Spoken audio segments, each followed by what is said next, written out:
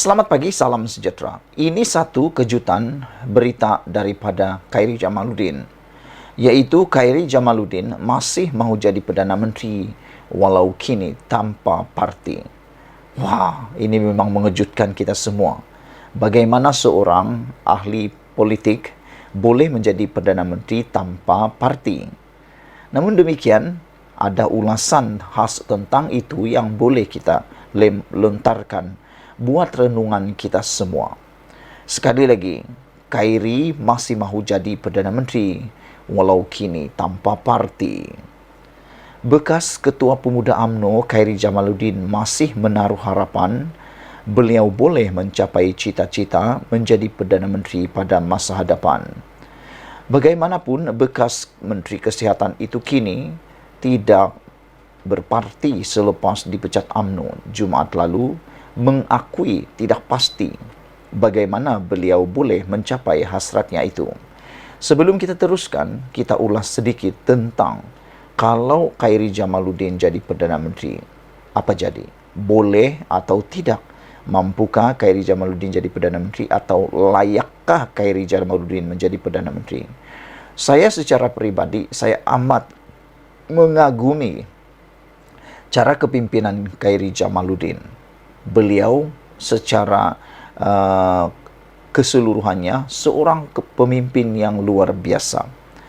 Ramai pemerhati politik di Malaysia baru-baru ini dan sampai sekarang menterjemahkan Khairy Jamaluddin sebagai seorang pemimpin yang berjiwa rakyat dan seorang pemimpin masa depan Malaysia.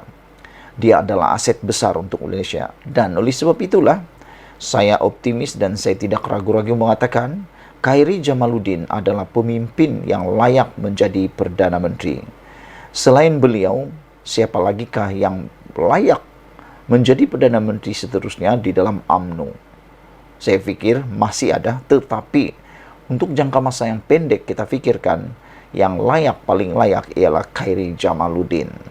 Di samping itu, jika dilihat trek kejayaan Khairy Jamaluddin memimpin kementerian-kementerian, beliau sebenarnya seorang pemimpin yang sudah terbukti boleh melaksanakan tugas.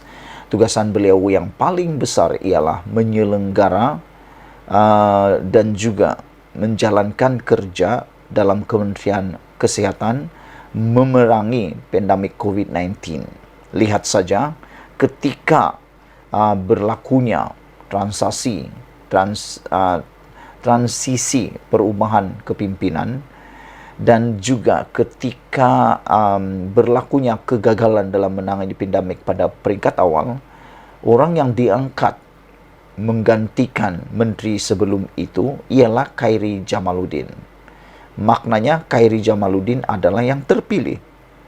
Saudara-saudara sekalian, kalau begitu, mampukah Khairy Jamaluddin menjadi Perdana Menteri kalaupun dia tidak bersama lagi dengan parti UMNO? Jawapan itu dia wajib punya parti terlebih dahulu. Mahu jadi Perdana Menteri tidak mungkin tanpa parti. Dia perlu menang ahli parlimen pertama. Kedua, dia perlu mempunyai parti.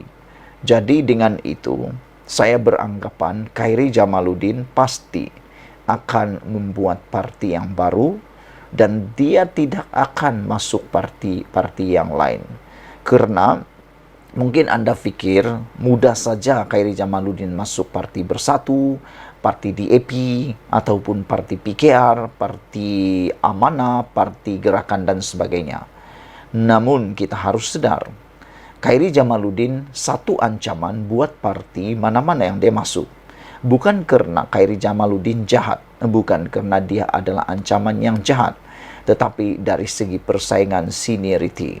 Dalam parti, contohnya dalam parti Bersatu, mudah saja mungkin Muhyiddin memanggil atau menjemput mempelawar Khairy Jamaluddin masuk parti tersebut. Tapi sadarkah Anda bahwa dalam parti Bersatu turut mempunyai nama-nama besar seperti Azmin Ali, Hamzah Zainuddin, ada lagi Faizal Azumu. Coba Anda fikir baik-baik. 3 veteran atau 3 senior di dalam Parti Bersatu ini, mahukah mereka memberikan dengan mudah, senang-senangnya, satu-satu jawatan atau satu-satu kerusi atau satu-satu keistimewaan kepada Khairi Jamaluddin yang sebelum ini adalah musuh mereka. Dan pasti ianya akan melihat pada hierarki, melihat pada siapa senior. Nak jadi Perdana Menteri, Khairi perlu menunggu giliran.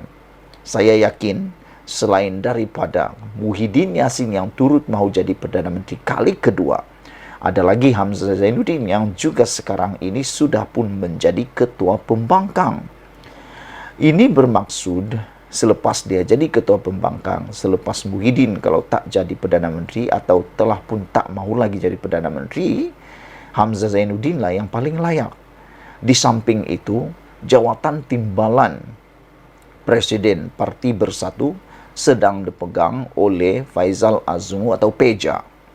Jadi bermaksud, dari segi kekananan, Peja lah yang layak jadi Perdana Menteri. Bila giliran Khairi Jamaluddin, kalau dia masuk Parti Bersatu, mustahil Khairi Jamaluddin mendapat peluang menjadi Perdana Menteri. Dengan ini, dengan pendedahan Khairi Jamaluddin bahawa dia masih mahu jadi Perdana Menteri, saya sudah dapat mengagap dia tidak akan masuk Parti Bersatu maupun Parti Gerakan. Jauh sekali dia mau masuk PKR. Kerana dalam Parti PKR masih ada kepimpinan-kepimpinan besar dalam parti tersebut. Jangan kita silap adanya Rafizi Ramli di PKR. Namun demikian, banding dengan Parti Bersatu dan Parti PKR, lebih baik Khairi Jamaluddin bersama Parti PKR. Karena dalam Parti PKR sudah lebih banyak laluannya. Saudara, saya menjangkakan Khairi Jamaluddin akan membuat parti yang baru. Kalau dia mau jadi Perdana Menteri lagi, dia perlu membuat parti yang baru dan tidak masuk dalam parti yang sudah sedia ada. Khairi berkatakan bahawa saya tidak pasti bagaimana perkara ini itu akan berlaku sekarang. Namun saya faham bahawa politik bukanlah jalan yang mendatar. Ada pelbagai halangan yang perlu dilalui oleh seseorang sebelum mereka boleh muncul sebagai pemimpin. Bukan saja dalam parti, malah sebagai pemimpin negara, kata Khairi Jamaluddin. Ya, saya masih mahu memimpin negara ini suatu hari nanti. Bagaimana saya boleh ke sana, saya tidak tahu, katanya. Bekas ahli Parlimen Rembau itu berkata beliau mahu memastikan keputusan dibuatnya dalam beberapa bulan akan datang adalah meneruskan wawasannya mewujudkan negara yang gembira dan selesa. Khairi pertama kali berkongsi aspirasinya untuk menjadi bakal Perdana Menteri pada kempen pilihan raya umum ke-15 yang lepas. Khairi berkata, beliau perlu membuat pelarasan baru dan ia perlu lakukan dengan berhati-hati. Ya, saya ada membuat atau mendapat beberapa tawaran daripada pelbagai pihak, daripada politik, akademik, perniagaan dan korporat. Saya belum buat keputusan lagi. Semua orang tahu saya suka bola sepak dan bebas untuk menukar haluan. Jadi saya sedang lihat kelab yang sesuai untuk menimbang pilihan dan peluang yang ada untuk maju ke hadapan. Belum ada keputusan apa-apa lagi. Ini bukan satu yang mudah untuk ditukar begitu saja, kata Khairi Jamaluddin. Sekian dulu untuk kali ini. Jangan lupa tinggalkan komen Anda dan tekan butang subscribe. Kita jumpa lagi. Bye-bye.